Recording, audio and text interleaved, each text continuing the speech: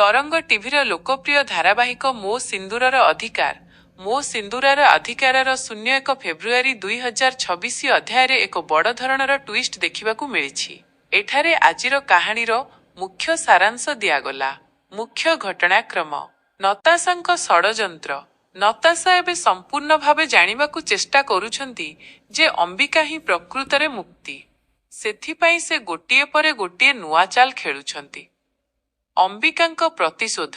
अंबिका मुक्ति निजर परिचय लुचाई गायत्री देवींक साहाଯ୍ୟରେ दास परिवार ओ नताशांकु उचित शिक्षा देवा पाई प्रस्तुत हेउछंती। आदि ओ अंबिकांक संपर्क। आदिंक मनरे अंबिकांकु नेई संदेह बढ़िबारे लागिछि। से मुक्ति को झुरुथिबा बेले अंबिकांक व्यवहार तांकु बारंबार मुक्ति कथा मने पकाई देउछि। आजिर विशेष दृश्य। आजिर एपिसोड रे नताशा किछि एमिति योजना करिछंती जहा द्वारा अंबिका निजे निज मुहरे सत स्वीकार करिवे। किंतु अंबिका बहु चतुरतार सह सेही परिस्थिति को संभाली नेउथिबा देखा जाइछि। काहिंकि एही सप्ताह गुरुत्वपूर्ण।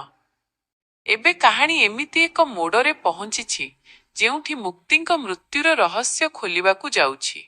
नताशांक पापर घड़ी एबे पूरिबाकू जाउछि बोली संकेत मिलुछि।